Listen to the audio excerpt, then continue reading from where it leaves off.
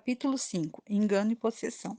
Ser enganado por espíritos malignos não significa necessariamente que o crente é possuído por eles, assim como é verdade que uma pessoa pode ser possuída sem ter sido enganada. Por exemplo, um crente pode ser orientado no engano ou ser enganado por visões e manifestações falsas, sem que isso o leve à possessão. E onde houver entrega ao pecado, consciente ou inconsciente, mesmo por um crente, pode haver possessão da mente ou do corpo por um espírito maligno sem que haja qualquer experiência de engano. 1 Coríntios 5:5. As faculdades podem ficar cativas ou possuídas por espíritos malignos por meio de entrega ao pecado da passividade, que é o pecado da omissão, pois Deus não dá uma faculdade para utilização incorreta ou para que não seja utilizada, ou por entrega a pecados de ação, como, por exemplo, se a língua se presta à blasfêmia ou a linguagem obscena, ela se entrega ao pecado e se torna aberta à possessão. E assim também em relação aos olhos, ouvidos ou outras partes do corpo. A concupiscência dos olhos de ver e olhar para coisas vis, os ouvidos de ouvir de forma errada, ouvir por trás das portas, por exemplo, é emprestar os ouvidos a emissários de Satanás.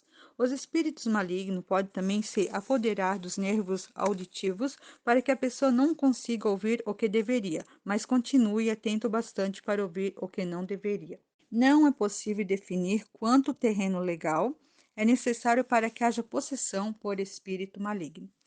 Quanto terreno legal dado ao espírito maligno é necessário para que haja possessão é algo que não pode ser definido com clareza, mas é inquestionável que há pecado sem possessão por espírito maligno, pecado que abre a porta para a possessão e pecado que é sem dúvida alguma resultado de possessão satânica. João 13:2. Se o homem, seja ele crente ou descrente, peca de modo a admitir um espírito maligno, o terreno legal dado pode ser aprofundado sem a medida. O terreno legal dado permite a entrada do demônio, a manifestação do espírito maligno acontece e então a má interpretação da manifestação dá novamente mais terreno legal, pois esse cristão crê e dá ainda mais lugar às mentiras do maligno. É possível também que engano e possessão aconteçam e passem sem que o homem esteja consciente do que houve. Ele pode se entregar ao pecado que dá acesso ao espírito maligno e depois se posicionar como morto para o pecado ou para o seu terreno legal. Romanos 6:6 e 11. Quando, sem consciência própria do que ocorreu, a possessão cessa. Multidões de crentes são possuídos em diferentes níveis sem sabê-lo, pois atribuem as manifestações a causas naturais, ao ego ou ao pecado, e pensam que são realmente essas as causas, pois não aparentam ter as características de possessão demoníaca. Há também um grau de engano por espíritos enganadores em relação a imitações de Deus e das coisas divinas que leva à possessão, e isso também depende de quanto das imitações o crente aceitou. Por meio da possessão, por aceitar a falsificação das obras do Espírito Santo, os crentes podem se saber-se levados a colocar sua confiança em espíritos malignos, a depender deles, a se entregar a eles, a ser guiado por eles, a orar a eles e dar-lhe ouvidos, a obedecer a eles e receber mensagem deles, a receber versículos das Escrituras dadas por eles, e ajudá-los em seus desígnios e obras, e apoiá-los e a trabalhar por eles, crendo que estão numa atitude correta em relação a Deus e agindo para Ele.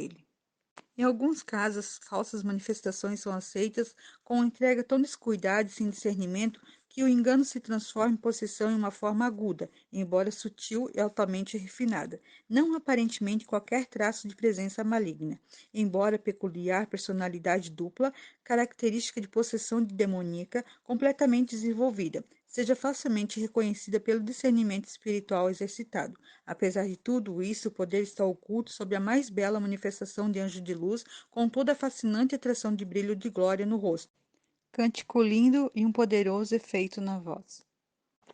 A dupla personalidade na possessão demoníaca. A dupla personalidade caracteriza a possessão demoníaca completamente desenvolvida, geralmente só reconhecida quando toma a forma de manifestações questionáveis, como quando outra forma de inteligência obscurece a personalidade do possuído e fala por intermédio de seus órgãos vocais, num tom de voz distintamente alterado, expressando pensamentos ou palavras que não se queria dizer, ou só parcialmente desejados pela pessoa. A vítima é forçada a agir de forma contrária à sua personalidade natural e o corpo é manipulado por uma força estranha. Os nervos e músculos se contorcem e entram em convulsão, como a descrição dada nas Escrituras de Lucas 9:39. Uma característica da dupla personalidade da possessão demoníaca é também que as manifestações são geralmente periódicas e a vítima fica comparativamente natural e normal no período entre o que é chamado de acessos, que são, na verdade, períodos de manifestações da força intrusa. A dupla personalidade na possessão por espíritos malignos em cristãos. Há evidências agora que provam que essa dupla personalidade, em seu grau mais completo, acontece em crentes que não são desobedientes à luz nem se entregam a qualquer pecado conhecido, mas se tornaram possuídos por causa do engano em sua entrega ao poder sobrenatural que eles creem ser de Deus. Esses casos apresentam todos os sintomas e manifestações descritos nos evangelhos. O demônio responde a perguntas com sua própria voz e fala palavras de blasfêmia contra Deus por meio da pessoa, muito embora ela esteja no espírito, em paz e comunhão com Deus, evidenciando assim que o Espírito Santo fica no espírito e o demônio ou demônios no corpo, usando a língua e agitando o corpo de acordo com sua vontade. Essa mesma dupla personalidade, sob manifestações completamente diferentes, é facilmente reconhecível por qualquer pessoa que tenha discernimento de espírito. Às vezes, o ambiente da vítima é mais favorável do que outros para manifestações de espíritos, e então eles podem ser detectados tanto na forma bonita como na detestável. O fato de que cristãos também podem sofrer possessão demoníaca destrói a teoria de que somente pessoas em países pagãos ou pessoas mergulhadas em pecado podem ser possuídas por espíritos malignos. Essa teoria, sem provas que habita a mente dos crentes, é sem dúvida utilizada pelo diabo como meio para esconder suas obras a fim de ganhar a posse da mente do corpo dos cristãos no dia de hoje. Mas o véu está sendo retirado dos olhos dos filhos de Deus pelo duro caminho da experiência está arraiando sobre uma parte desperta da Igreja o conhecimento de que um crente batizado em Espírito Santo e habitado por Deus no recôndito de seu espírito pode ser enganado e vir admitir a entrada de espíritos malignos em seu ser e ser possuído, em diferentes níveis, por demônios, mesmo sendo em seu interior um santuário do Espírito de Deus, Deus agindo em seu espírito por meio dele e os espíritos malignos trabalhando seu corpo, mente, ou em ambos, ou por meio deles. Os dois tipos de fluir de poder. Desses crentes possuídos podem proceder alternadamente torres de duas fontes de poder, uma do Espírito de Deus no centro e outra de um espírito maligno no homem exterior, com dois resultados paralelos para os que entram em contato com as duas torrentes de poder. Na pregação, toda a verdade falada por esse crente pode ser de Deus e, de acordo com as Escrituras, correta e cheia de luz. O espírito do homem está correto, enquanto espíritos malignos que trabalham na mente ou no corpo fazem uso da capa da verdade para ocultar suas manifestações, de modo a serem aceitos tanto pelo pregador como pelos ouvintes. Isto é, pode brotar de um crente no momento uma torrente de verdade da palavra, dando luz, amor e bênção aos que estão receptivos dentre os ouvintes. E no momento seguinte, um espírito estranho, escondido na mente ou no corpo, pode fluir pela parte física ou pela alma do homem, produzindo efeitos correspondentes na alma ou no corpo dos ouvintes, que reagem em sua parte física ou na alma à torrente satânica, tanto por manifestações emocionais como físicas ou em espasmos nervosos ou musculares.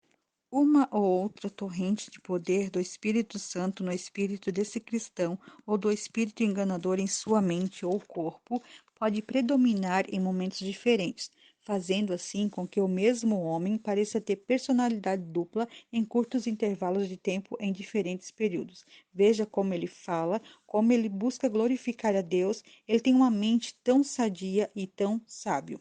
Que paixão ele tem pelas almas pode ser dito deste homem com verdade, até que alguns momentos depois, alguma mudança peculiar pode ser vista nele e na reunião. Um elemento estranho entra em cena, possivelmente só reconhecível por alguns que têm visão espiritual aguçada, ou, outras vezes, claramente visível para todos. Talvez o pregador comece a orar em silêncio, calmamente, com pureza de espírito, mas de repente ele aumenta a voz que soa vazia ou tem um tom metálico. A tensão na reunião aumenta, uma força dominadora e poderosa cai sobre ela e ninguém pensa em resistir ao que aparenta ser uma manifestação tão poderosa de Deus. Manifestações misturadas. A maioria dos presentes a uma reunião assim pode não ter a menor ideia da mistura que para ela já se esgueirou.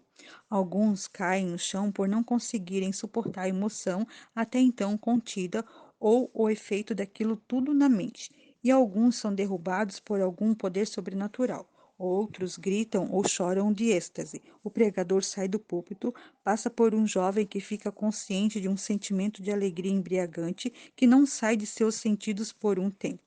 Outros riem devido à exuberante da alegria intoxicante. Alguns realmente foram grandemente abençoados pela palavra de Deus que havia sido exposta antes desse clímax e durante o fluir do puro Espírito Santo. Consequentemente, eles aceitam essas obras estranhas como de Deus, porque na primeira parte da reunião suas necessidades foram realmente satisfeitas por Deus, e eles não conseguem discernir as duas manifestações separadas vindo por meio de um mesmo canal.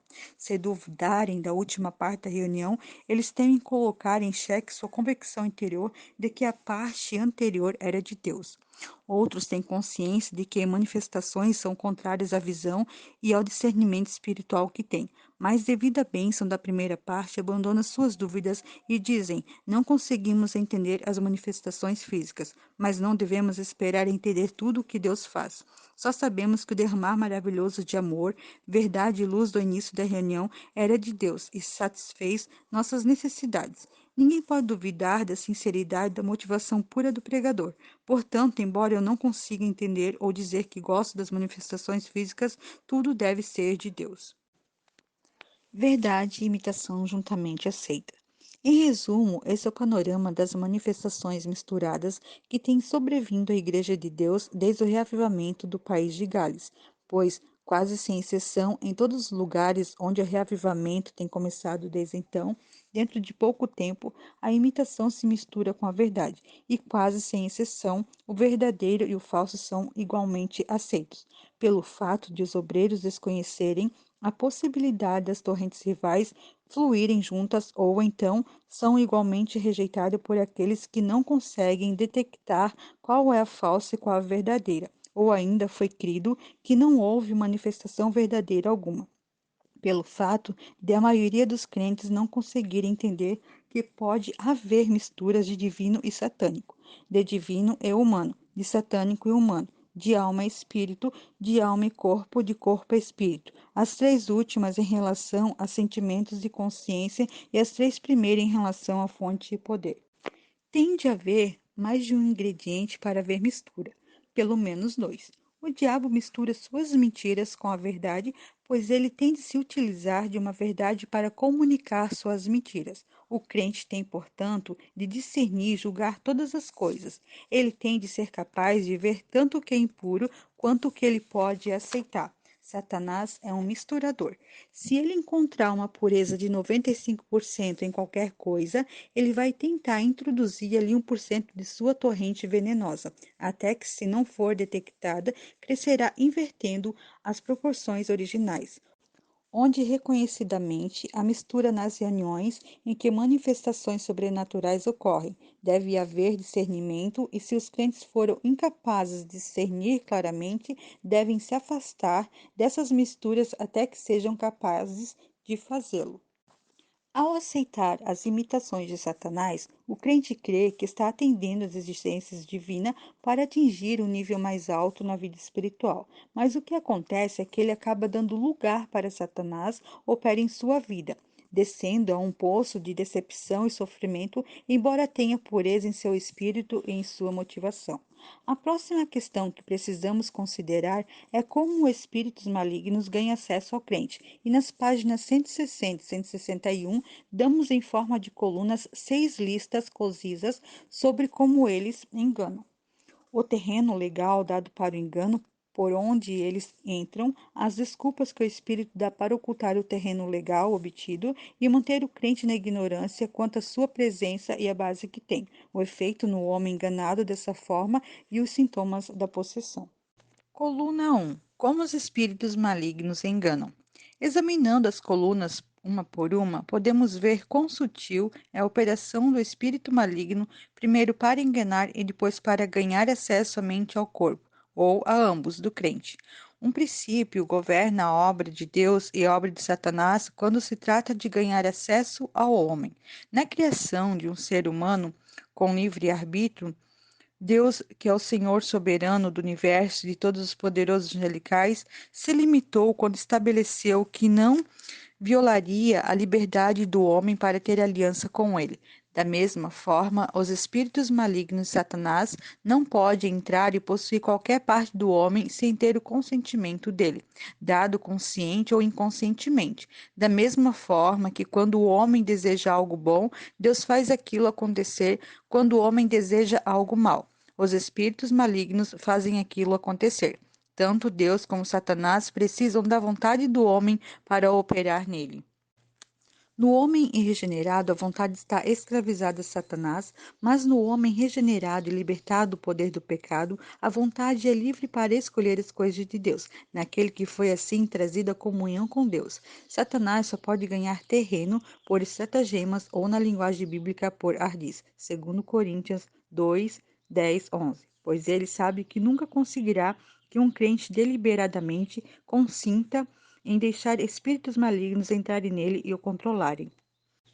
A única esperança do enganador é obter esse consentimento por meio de trapaças, ou seja, fingindo ser o próprio Deus ou o mensageiro dele. Satanás sabe também que tal crente está determinado a obedecer a Deus a qualquer preço e deseja o conhecimento de Deus acima de todas as coisas na terra. Não há, portanto, nenhum outro modo de enganar a esse crente a não ser imitando o próprio Deus, sua presença e suas obras, e sob a pretensão de ser Deus, obter a cooperação da vontade do homem na aceitação de outros enganos, com o fim de possuir alguma parte da mente ou do corpo do crente, e assim anular ou impedir sua utilidade para Deus, bem como de outros que serão influenciados por ele.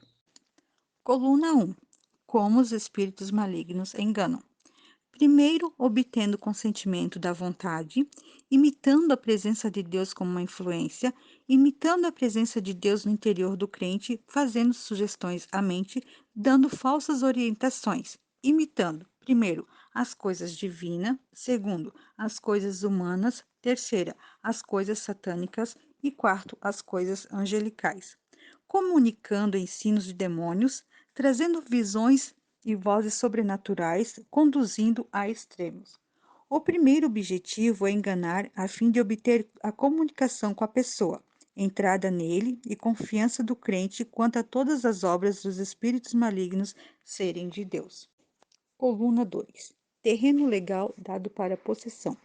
Pensamentos admitidos à mente, passividade de todo ser em diversas partes ou estágios, faculdades inoperantes, falta de controle mental, falta de raciocínio, falta de utilização da vontade, desistência do poder de desistir, falta de uso do julgamento. Ações que resultem dessas diversas coisas e acabam dando-lhe ainda mais terreno legal. Coluna 3. Onde eles entram? Eles se encravam na própria estrutura do homem e entram na mente e no sistema nervoso especificamente. Coluna 4. Sintomas da presença de espíritos malignos em um homem. Atitude de infabilidade, antagonismo à verdade sobre os espíritos malignos, agitação anormal, incapacidade de raciocinar ou ouvir o que os outros dizem, lampejos de memória, perda de memória, espírito de confiança, tagarelice ou reserva normal. O corpo se abre aos espíritos malignos para que eles usem os olhos, cabeça, órgãos vocais, língua, maxilar, músculos, mãos e pés em movimentos incontroláveis. Todos esses sintomas podem ser manifestos em graus leves ou agudos, em separado ou como um todo. Coluna 5. Desculpas usadas por espíritos malignos para encobrir o terreno legal. Isso é divino, isso é pecado, isso é uma doença, isso é físico, isso é natural, isso é do temperamento, isso é hereditário, isso é estafa nervosa, isso é cansaço, isso é imaginação, isso é espiritual, isso é visão de Deus, isso é revelação, entre outras. Coluna 6. Efeitos no crente e através dele. fraqueza generalizada, letargia mental e física, irritação nervosa em forma de agitação impaciente, atitude de não aceitar ensinado em coisa alguma, atitude positivista, perda de poder desistória de fazer escolhas, espírito de divisão, preconceitos em razão aparente, julgamentos desagradáveis, visão exagerada de si mesmo, dolorosa ou agradável, falta de visão moral, equilíbrio no juízo, risadas indecentes, disposição excessiva para chorar de tristeza, depressão e opressão e entre outros efeitos. Distinção entre a pessoa e a presença de Deus. A imitação de Deus no interior do crente e também ao redor é a base sobre a qual é construída toda a estrutura posterior de possessão por meio de engano. Os crentes desejam e esperam que Deus esteja com eles e neles. Eles esperam a presença de Deus com eles e isso é imitado. Eles esperam que Deus esteja neles como uma pessoa e espíritos malignos esperam falsificar as três pessoas da Trindade. Para entender os métodos de imitação dos espíritos malignos, temos de fazer distinção entre a presença e a pessoa de Deus, a presença como influência e a pessoa como manifestação do Pai, Filho e Espírito Santo. Colocando de forma simples, podemos dizer que seria como a diferença entre Deus como a luz e ter a luz de Deus, ou entre Deus com amor e ter o amor de Deus. Deus, um lado, temos a própria pessoa em sua natureza, de outro, a demonstração ou manifestação do que ele é. A ideia que muitos têm é de que a pessoa de Cristo está neles, mas, na verdade, Cristo, como uma pessoa, não está em homem algum. Ele habita nos crentes pelo seu Espírito, o Espírito de Cristo. Romanos 8 e 9. Quando recebem a provisão do Espírito de Jesus Cristo. Filipenses 1 e 19, Atos 16 e 7. É necessário também entender o ensino das Escrituras sobre a Trindade e os diferentes atributos e a obra de cada pessoa da Trindade para discernir a obra de imitação do enganador. Deus, o Pai, como uma pessoa, está no mais alto céu. Sua presença é manifestada nos homens como o Espírito do Pai. João 15, 26, Atos 1 e 4 e Atos 2 e 33.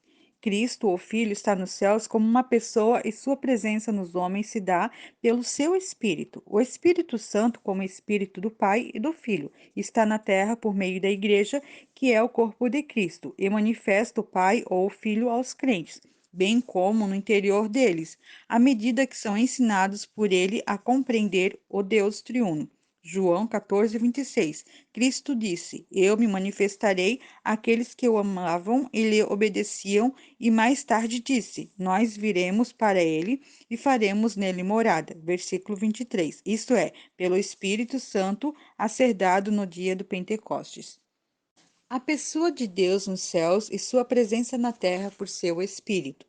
A pessoa de Deus está nos céus, mas sua presença é manifestada na terra, no interior dos crentes, bem como ao seu redor por meio do Espírito Santo ao espírito humano, bem como em seu interior, sendo o espírito do homem o lugar que o Espírito Santo usa para manifestar a presença de Deus.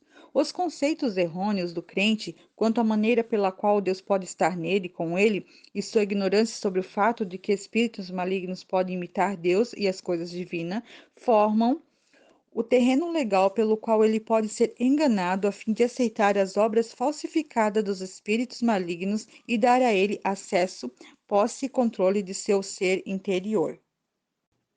Se Deus, que é espírito, pode estar no homem com ele, espíritos malignos também podem estar nos homens e com eles, se obtiverem acesso pelo consentimento. O objetivo e o desejo deles é a posse e o controle dos seres humanos. Esses termos são normalmente usados em relação à obra de Deus nos crentes, mas não têm base nas Escrituras, no significado que lhe é dado hoje em dia, isto é, Deus possui o homem no sentido da propriedade e então ele pede cooperação, não exerce controle.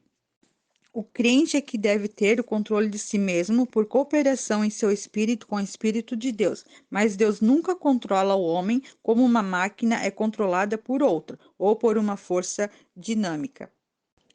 Distinção entre Deus e as coisas divinas. Devemos também fazer distinção entre Deus e as coisas divinas. Tudo que é divino não é o próprio Deus, assim como tudo que é satânico não é o próprio Satanás e tudo que é humano não é o próprio homem. Coisas divinas, satânicas e humanas são aquelas que emanam de Deus, de Satanás e do homem, respectivamente. Essas três fontes devem sempre ser consideradas em tudo. Por exemplo, a orientação pode ser divina, satânica ou humana. A obediência pode ser dada a Deus, a Satanás ou aos homens.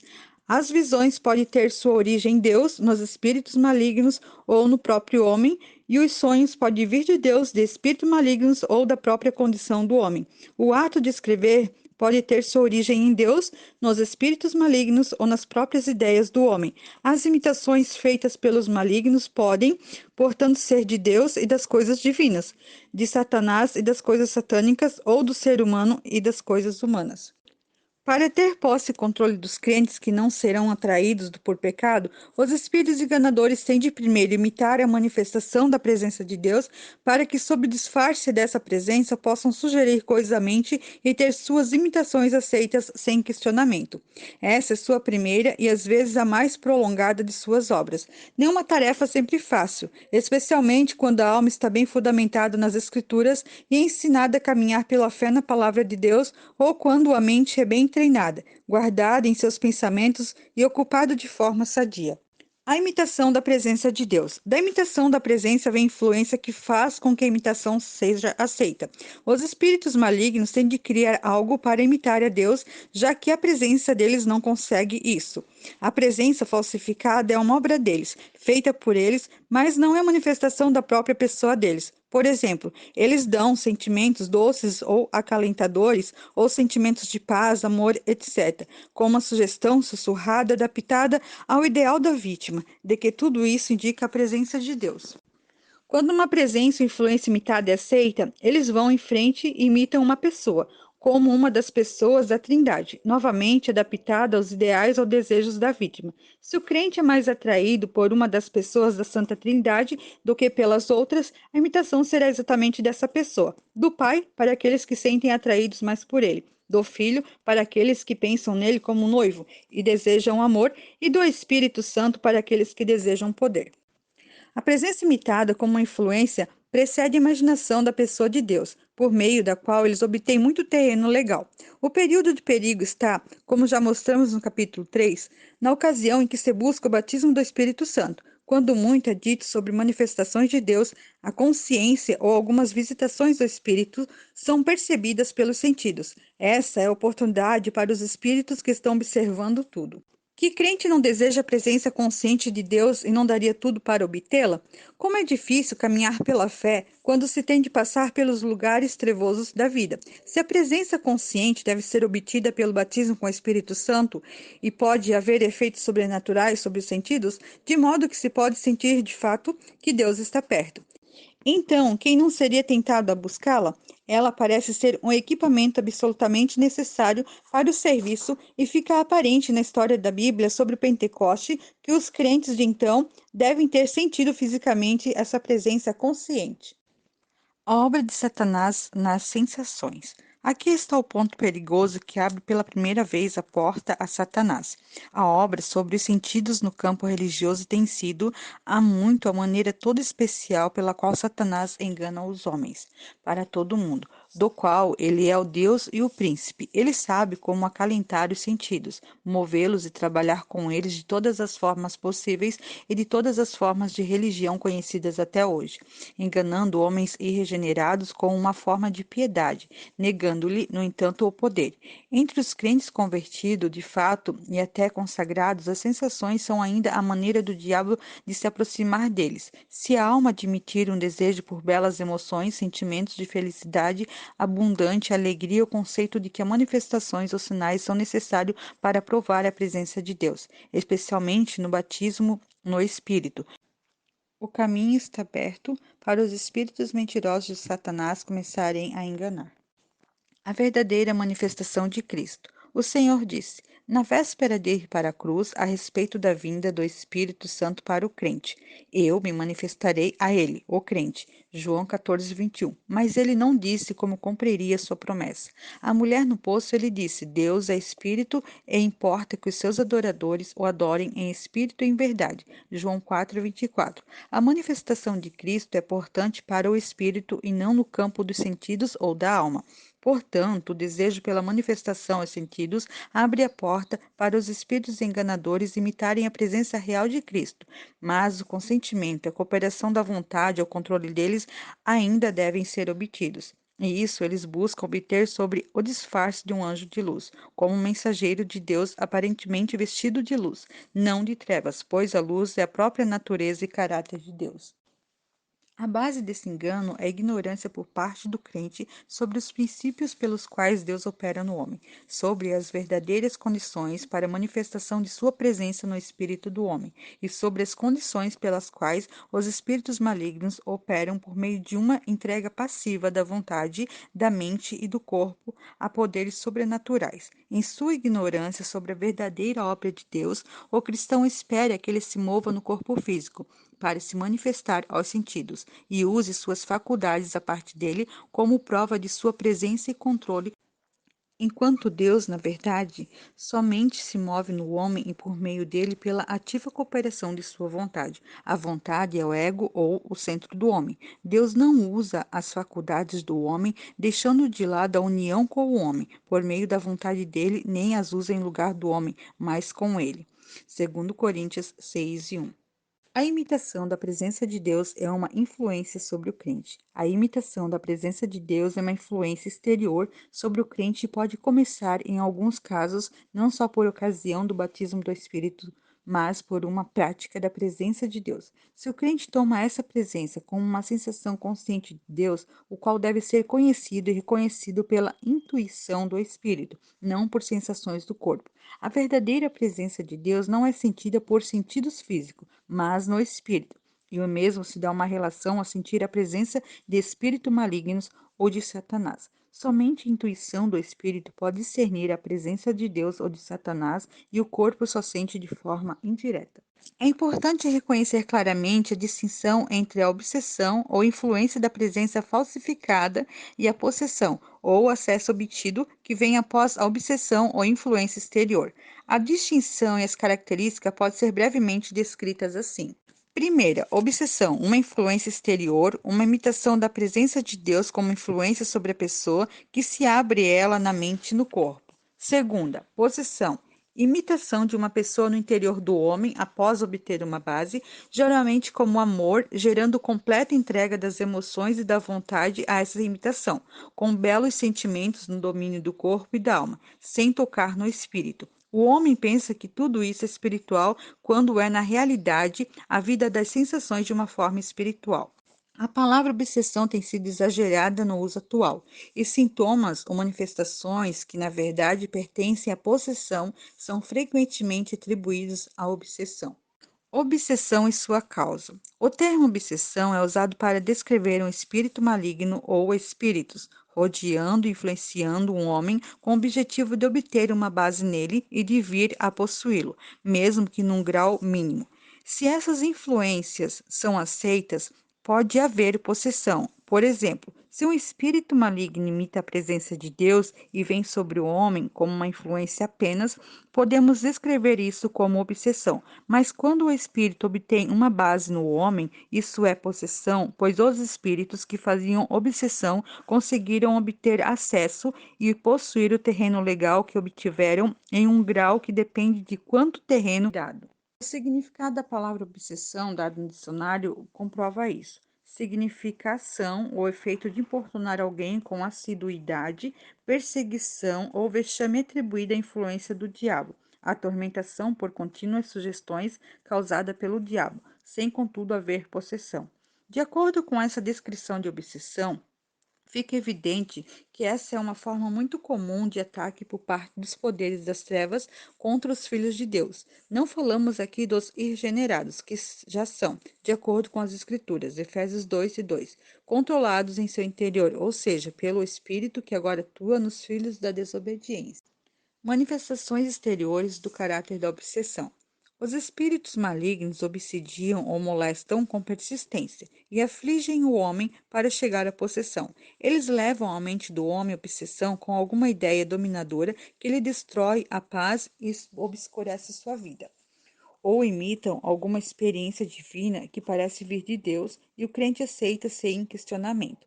Esta é uma forma perigosa de obsessão dos nossos dias, em que os espíritos malignos procuram ganhar acesso ao crente imitando alguma manifestação exterior de Deus, tal como uma presença, enchendo o local de reuniões e percebida por sensações físicas, ou ondas de poder, se derramando sobre o corpo físico e por meio dele, ou uma sensação de vento, ar ou sopro sobre o homem exterior, aparentemente vindos de fontes divinas. Em resumo, todas as manifestações exteriores ao crente, vindas de fora e derramadas sobre o corpo, têm características de obsessão, pois podem vir de espíritos enganadores procurando ter acesso à mente ou ao corpo. A libertação de pessoas sobre obsessão de qualquer tipo ou grau se dá pela verdade, ou seja, primeiro, comunicando a elas conhecimento de como detectar o que é de Deus ou do diabo, pela compreensão dos princípios que distinguem a obra do Espírito Santo da obra dos espíritos malignos. Segundo, mostrando elas que não devem aceitar coisa alguma que venha de fora, tanto sob a forma de sugestões à mente, como influência de qualquer tipo que vem sobre o corpo, já que o Deus Espírito Santo age a partir do interior do espírito do homem, iluminando e renovando-lhe a mente e trazendo o corpo sob o controle do próprio crente. Terceiro, ensinando-lhes como permanecer em Cristo e resistir a todos os ataques assediadores dos poderes das trevas. Muito conhecimento de Deus e de coisas espirituais é necessário para a libertação de almas sob a escravidão de espíritos malignos em possessão, isto é, quando esses ganharam acesso em qualquer grau após a obsessão. Geralmente, pensando que expulsar o espírito ou os espíritos é o único método de lidar com a situação, mas já que o terreno legal que eles obtiveram para ter acesso ao crente e habitar nele não pode ser expulso. E é óbvio que, embora a expulsão possa ser de algum valor, em alguns casos, ela não é a única maneira de se obter a libertação. Algumas formas de libertação da possessão. A causa da possessão é fator decisivo aqui. Na China, entre os pagãos, os demônios são expulsos imediatamente após uma simples oração de fé feita pelos cristãos. Na Alemanha, o evangelista de larga experiência nos conta de homens libertos de possessão por demônios após uma oração, mas também de outros que levaram semanas, meses ou anos antes de serem libertos, e isso somente após muita luta em oração por homens de Deus poderosos na fé. Mas para crentes que ficaram possessos por espíritos malignos, como resultado de engano, o princípio mestre de libertação é que eles passem por um processo de rejeitar o engano. Lidar com a possessão, que é o fruto de engano por meio da expulsão dos espíritos, é lidar com o efeito em vez de lidar com a causa. É trazer alívio apenas temporário, se houver algum alívio, correndo o risco de o espírito maligno retornar rapidamente para sua casa, ou seja, ao terreno legal que deu a ele direito de posse. Crentes que venham a descobrir que foram possuídos devido a engano devem, portanto, buscar luz sobre o terreno legal por meio do qual os espíritos malignos entraram e renunciar a ele. É pela obtenção de terreno legal que eles têm acesso ao crente, e é pela remoção de tal terreno que ele sai. É por isso que nesse livro damos ênfase à compreensão da verdade e não ao aspecto da expulsão de demônios, já que ele foi escrito para a libertação de crentes enganados e possuídos por causa da aceitação de imitações da obra de Deus. Crentes que forem enganados e possuídos devem também ser ensinados sobre o princípio fundamental da atitude e da vontade humana em relação a Deus e a Satanás e seus espíritos enganadores. A palavra está cheia desta verdade. Se alguém quiser fazer a vontade dele, conhecerá. João 7,17. Quem quiser, receba. Apocalipse 22:17. Gostaria de enfatizar novamente: os espíritos enganadores são obrigados a obter o consentimento da vontade do homem, antes de poder entrar e estabelecer quão profundo será o grau de possessão. Isso eles fazem por meio da imitação e do engano. Eles só conseguem obter a rendição do crente ao seu poder fingindo ser de Deus. Na verdade, a obsessão e a possessão, em todos os casos, tanto de regenerados quanto de irregenerados, são baseadas em enganos e artimanhas, pois é somente após estar totalmente sob o poder de Satanás que um homem se entrega completamente a ele por sua própria vontade e sabendo o que está fazendo. A libertação, portanto, requer o exercício ativo da vontade, que tende confiando no poder de Deus e enfrentando todo o engano e sofrimento, se manter firme contra os poderes das trevas, a fim de anular o consentimento dado anteriormente para a operação deles. Os espíritos enganadores também imitam a Deus e sua santidade e justiça. O efeito nesse caso é fazer o crente ter medo de Deus e sentir aversão às coisas espirituais. Eles tentam aterrorizar os que são tímidos e medrosos, influenciar aqueles que têm sede de poder ou atrair ao seu domínio ou que estão abertos para a tentativa do amor e da felicidade.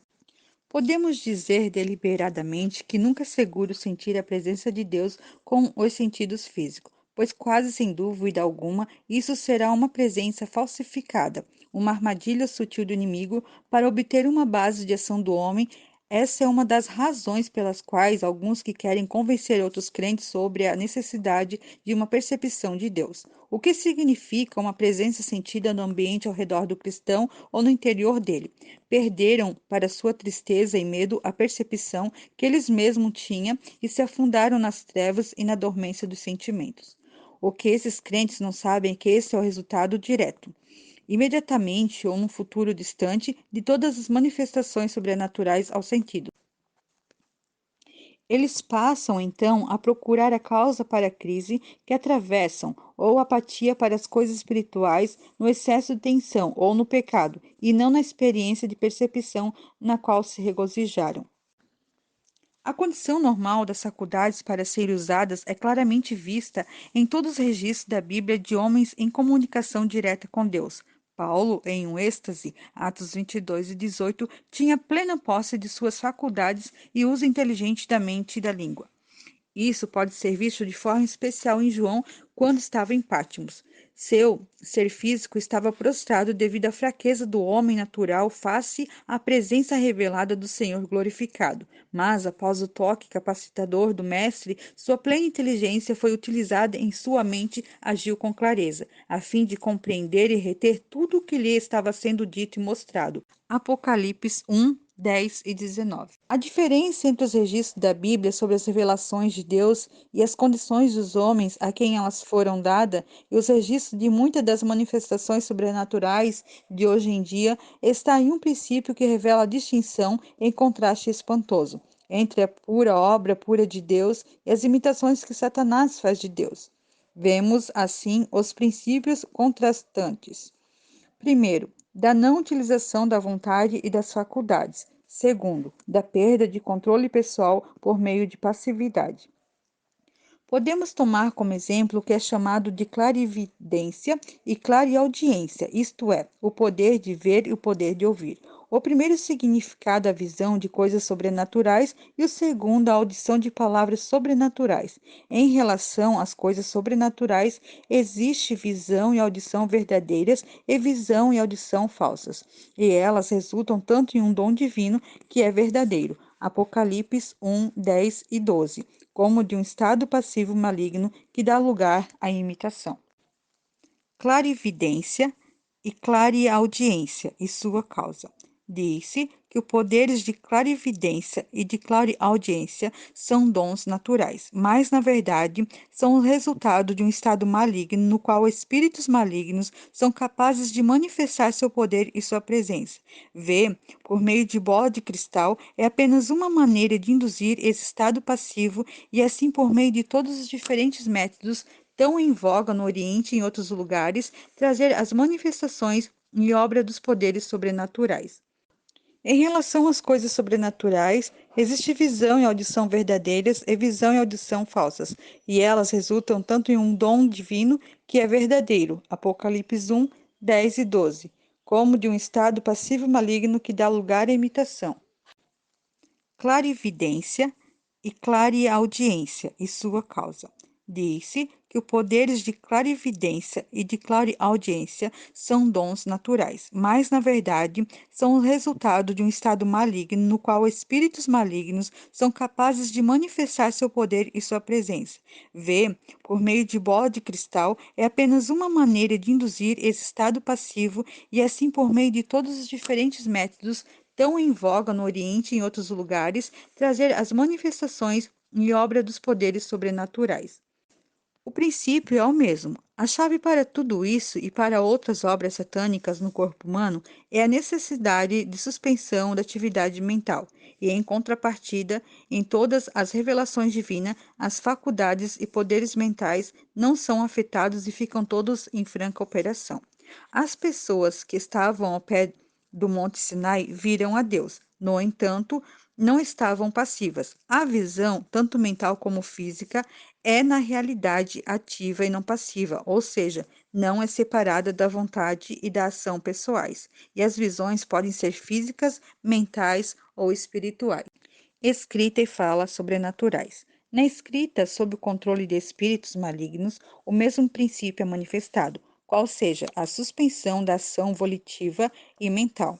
Primeiro, a pessoa escreve o que ouve ser ditado audivelmente de forma sobrenatural. Segundo, ela escreve o que vê ser apresentado à sua mente de forma sobrenatural, às vezes com uma rapidez como se fosse forçada a fazê-lo. Terceira, ela escreve automaticamente à medida que sua mão é movida, sem qualquer ação mental ou volutiva. Quer esteja descrevendo algo, quer escreva a partir de algo apresentado de forma sobrenatural à mente, as palavras podem passar diante da visão mental de forma tão clara como se estivessem sendo vistas pelos olhos físicos, às vezes em letra de fogo ou de luz. O mesmo pode acontecer quando a pessoa fala em público. A pessoa que fala pode descrever o que é apresentado à visão mental. Isto é, se sua mente estiver em um estado passivo, pensando que tudo aquilo é uma iluminação do Espírito Santo. Isso pode acontecer com algumas pessoas de forma tão refinada que elas são enganadas e levadas a pensar que aquilo é apenas fruto de uma mente brilhante, de dons de imaginação ou da delicada habilidade de descrição poética, enquanto nada daquilo é realmente produto real de sua própria mente, pois não é resultado de pensamento, mas o de juntar quadros sutilmente apresentados no momento da escrita ou da fala. Isso tudo pode ser testado por seus frutos, que são vazios e resultados tangíveis, e por vezes maliciosos ao sugerir certas coisas, certas frases misturadas a palavras da verdade que subvertem a pureza do evangelho, enquanto o todo não tem substância espiritual por trás das belas palavras ou qualquer resultado permanente na salvação dos regenerados ou na edificação dos santos. Pregação a partir de apresentações mentais. É possível que esta seja a causa oculta do caráter evanescente de algumas missões de grande alcance, que parecem ser bastante frutíferas no início, mas desaparecem como a nuvem da manhã, em poucas semanas. Os pregadores falaram verdades do Evangelho, mas podem ter pregado a partir de apresentações mentais, e não a partir de seu espírito em cooperação com o Espírito Santo. Os poderes das trevas não têm medo algum de palavras, mesmo das palavras da verdade do Evangelho. Se nelas não houver vida frutificante proveniente do Espírito de Deus naqueles que falam, não há dúvida, por exemplo, que há conversões falsas em grande escala que são permitidas, talvez realizadas por espíritos malignos. É fácil para eles deixar seus cativos aparentemente livres por algum tempo, quando isso atende aos seus interesses de enganar o povo de Deus. E há muitas coisas nos movimentos religiosos de hoje em dia que absorvem a energia dos cristãos e parecem alargar as fronteiras do reino de Deus, mas não causam perturbação alguma ao reino das potestades do ar. No caso da escrita automática e nas apresentações mais refinadas citadas aqui, a mente fica passiva em maior ou menor grau, e o homem escreve ou fala não o que provém da ação normal da mente, mas o que vê ser-lhe apresentado. Ignorando a existência de espíritos malignos e suas artimanhas incessantes para enganar cada um dos filhos de Deus, bem como o perigo de preencher as condições para suas obras, um grande número de crentes não sabem que, na circunstância comum da vida, eles podem estar expostos aos enganos de seres sobrenaturais, que estão observando muito atentamente para obter acesso e usar os servos de Deus.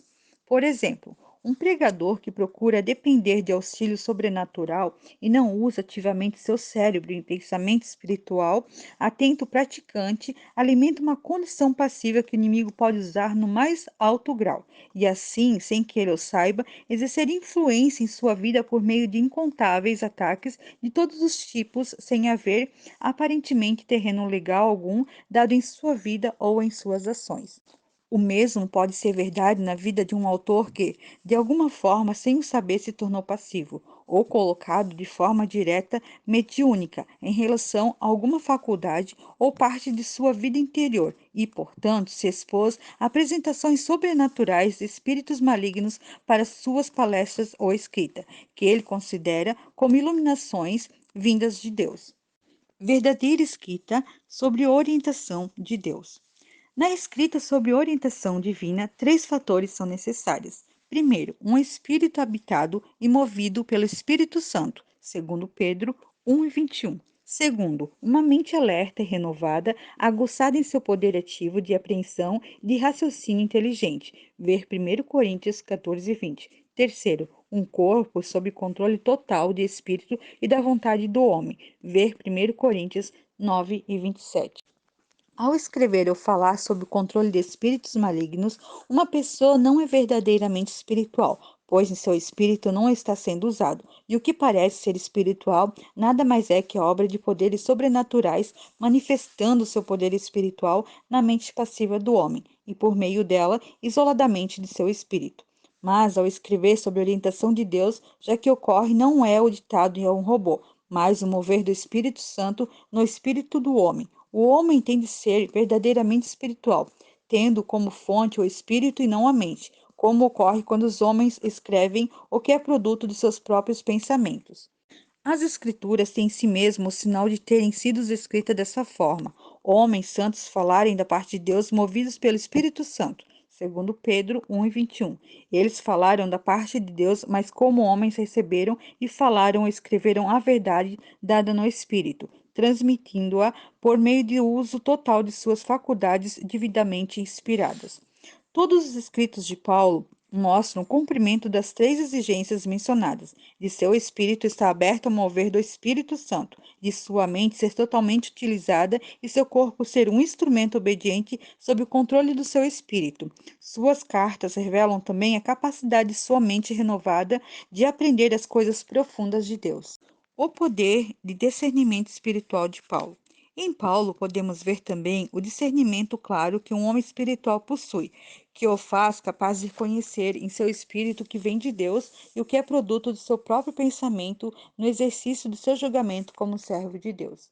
Quase todos os registros da maioria das revelações sobrenaturais de hoje em dia mostram, por um lado, a ausência das exigências para verdadeiras manifestações divinas e, por outro lado, o cumprimento das condições para que os espíritos malignos operem, isto é, a suspensão das faculdades mentais, com o consequente vazio e às vezes empolgação infantil das palavras que supostamente foram faladas por Deus, bem como a falta de propósito das visões e de outras manifestações. Se as condições necessárias para que espíritos malignos operem no ser humano forem cumpridas, nenhuma experiência do passado, nenhuma posição social, nenhum treinamento intelectual ou conhecimento protegerão o crente das manifestações falsas. Consequentemente, o enganador fará qualquer coisa para gerar passividade nos filhos de Deus, e todas as maneiras possíveis, quer no espírito, na alma ou no corpo, pois ele sabe que mais cedo ou mais tarde terá o terreno legal que lhe for dado. Podemos dizer, então, sem citação alguma, que se a lei para os espíritos malignos operarem for obedecida no que diz respeito à não desação da mente e das faculdades, com certeza esses espíritos operarão e enganarão os próprios eleitos de Deus. Por que os espíritos malignos querem o corpo? Alguém pode perguntar: por que os espíritos malignos querem o corpo do ser humano e por que trabalham com tanta persistência para obter acesso a ele e possuírem-no? Primeiro, porque no corpo encontram descanso. Mateus 12:43. E aparentemente são aliviados de si mesmo de alguma forma que não conhecemos ao certo, mas ainda mais do que isso. 2. Porque O corpo é manifestação exterior da alma e do espírito, e eles puderem controlar o exterior, poderão então controlar o homem interior no centro do ser, impedindo-o de agir a favor do homem, embora não o possa impedir de se comunicar com Deus. No caso do crente, eles não destroem a vida interior, mas podem aprisioná-la, de forma que o homem interior, habitado pelo Espírito Santo, seja incapaz de atacar e destruir o reino e obras malignas dele. Quando os espíritos malignos possuem o corpo e a mente de um crente, em qualquer grau que seja, todo o crescimento espiritual anterior não tem praticamente valor algum. Na seção espiritual da Igreja de Cristo, um grande número de crentes necessita de luz para a libertação de seu homem exterior. Seu crescimento espiritual é freado, impedido pelo empotamento de suas faculdades, pelo amaranhado de conceitos errôneos e enganados na mente, ou por fraqueza e doenças no corpo. Essas condições também impedem o fluir do Espírito Santo, que habita interiormente em seu espírito, de modo que a vida de Jesus não pode ser manifestada por meio deles, pela utilização da mente na transmissão da verdade ou pelo fortalecimento e utilização do corpo em serviço ativo eficiente. Assim sendo, ao ser libertado, o homem exterior não traz a vida central à existência, mas dá a ela liberdade de ação. Tudo isso pode se dar em vários graus diferentes, pois cada crente tem um grau diferente de escravidão. Há graus diferentes. Primeiro, de crescimento espiritual interior. Segundo, de mistura na vida entre as obras de Deus que surgem a partir do Espírito e as que surgem dos espíritos malignos no homem exterior. Terceira, de passividade do homem no espírito, na alma e no corpo, que resulta em. Quarta, diferentes graus de possessão. No momento em que o terreno legal é dado a espíritos malignos, em qualquer grau que seja, as faculdades são embotadas por eles ou se tornam passivas por não serem usadas. O objetivo deles, então, é substituir a pessoa por eles mesmos em todas as suas ações e assim obter acesso a ela, passando por cima, por assim dizer, de suas faculdades, da vontade, etc. Passivas até se entrelaçarem na estrutura interior do seu ser e, desse modo, controlar e usar a pessoa para os seus próprios propósitos. Contudo, em meio a tudo isso, a pessoa acredita estar recebendo substituições divinas para si mesma, isto é, crê que é Deus operando e agindo em vez de ela mesma, e por isso está se tornando possuída por Deus. Os crentes que estão nesse grau de possessão por espíritos malignos têm, então, poder sobrenatural e podem, de forma sobrenatural, receber isso dos espíritos que os controlam e fazer, como seus mensageiros, muitas obras sobrenaturais ou manifestações, tais como: primeira, receber e transmitir revelações, ver capítulo 6. Segundo, poder de profecia. Terceiro, poder de adivinhação, ver capítulo 7. 4. Receber e entregar impressões de forma sobrenatural, ver capítulo 7, volume 2. 5. Receber orientação específica de forma sobrenatural, ver capítulo 6. Sexto, predizer eventos. Sétimo, poder escrever de forma mediúnica ou de outra forma. Oitavo, receber e dar informações. Nono, receber interpretações e décimo, receber visões. Ver capítulo 6. Um crente possuído neste grau pode também receber poder para, primeiro, ouvir seres espirituais. Segundo, concentrar-se do modo necessário para ouvir. Terceiro, obter conhecimento de forma sobrenatural. Quarto, ter comunicação e comunhão de forma sobrenatural. Quinto, interpretar, criticar, corrigir, julgar. Sexto, obter e dar sugestões. Sétimo, receber e entregar mensagens. Oitavo, lidar com obstáculos de forma sobrenatural. Nono, receber e dar os significados para fatos e imaginações. Décimo, dar explicações sobrenaturais para fatos naturais e explicações naturais para fatos sobrenaturais. E, décimo primeiro, ser conduzido e controlado. Muitas dessas obras manifestas de espíritos malignos em crentes, por eles possuídos, parecem ser obra do próprio homem, mas ele é incapaz de fazê-las por sua própria natureza. Por exemplo, ele pode não ter o poder natural de interpretar, criticar, etc. No entanto, os espíritos que possuem podem dar-lhe o poder para fazê-lo. criando assim uma falsa personalidade aos olhos de outros, que pensam que ele naturalmente tem esse ou aquele dom e ficam desapontados quando ele não os usa. O que eles não sabem é que ele é incapaz de manifestar ou usar esses supostos dons, a não ser pela vontade dos espíritos que o controlam. Além disso, quando o crente enganado descobre que tais manifestações são fruto de possessão e se recusa a continuar sendo escravo dos espíritos mentirosos Satanás, tais dons deixam de existir.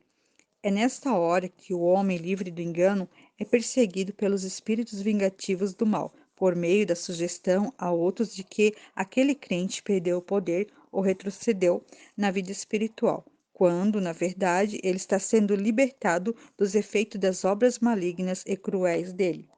Espíritos malignos substituindo Deus. Os exemplos seguintes mostram como os espíritos enganadores podem dissimular-se e a sua obra na vida do crente por meio dos conceitos errôneos desde sobre a verdade espiritual.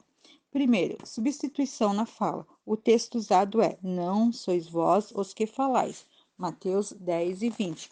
Os crentes pensam que isso significa que sua fala será substituída pela fala divina, que Deus falará através dele.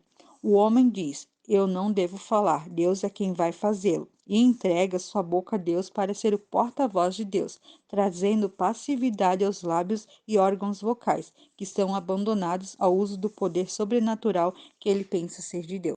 Resultado: A. O próprio homem não fala. B.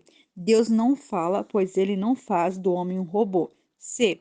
Espíritos malignos falam, já que a condição de passividade para eles agirem foi cumprida.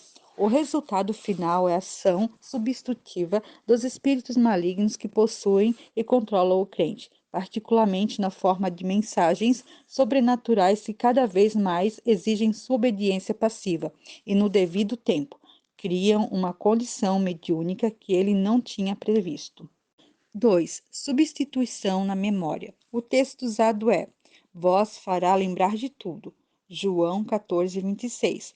Os crentes pensam que isso significa que eles não precisam usar a memória, pois Deus trará todas as coisas à sua mente. Resultado: A. O próprio homem não usa a memória. B. Deus não usa, pois ele não o fará sem ação em conjunto do homem. C. Espíritos malignos a usam e substituem o uso volitivo da memória por parte do crente por suas obras malignas. 3. Substituição de consciência. O texto usado é: Teus ouvidos ouvirão atrás de ti uma palavra dizendo: Este é o caminho. Isaías 30 e 21.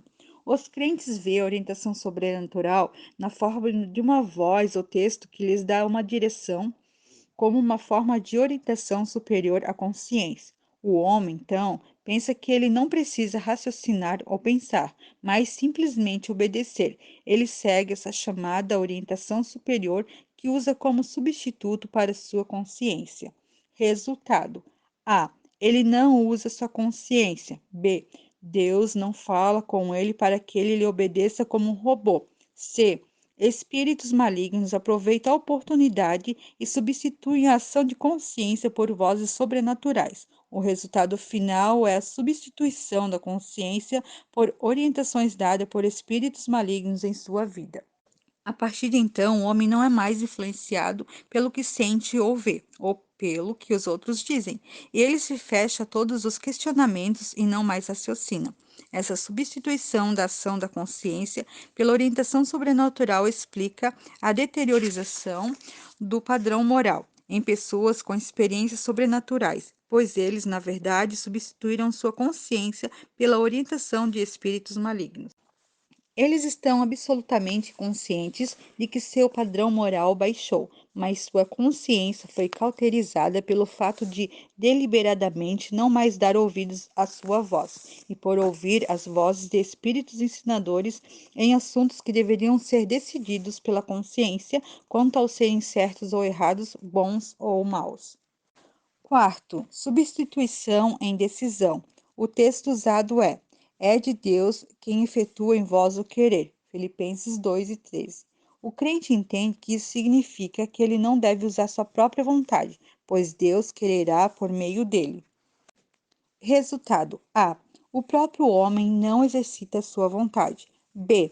Deus não o faz também, pois o homem deixaria de ser um agente livre. C.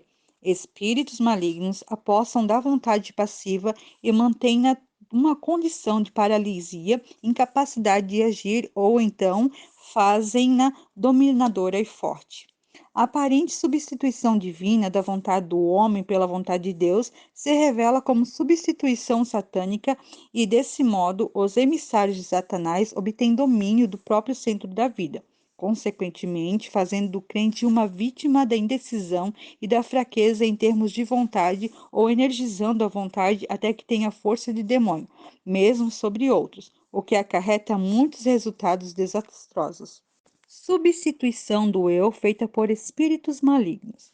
Da mesma forma, espíritos malignos não somente farão de tudo para substituir a Deus na vida de um homem por suas próprias obras, tendo como base o conceito errôneo do crente sobre a verdadeira forma de agir em conjunto com Deus, mas buscarão também substituir todas as faculdades mentais do homem, a mente, a razão, a memória, a imaginação, o julgamento, por suas obras.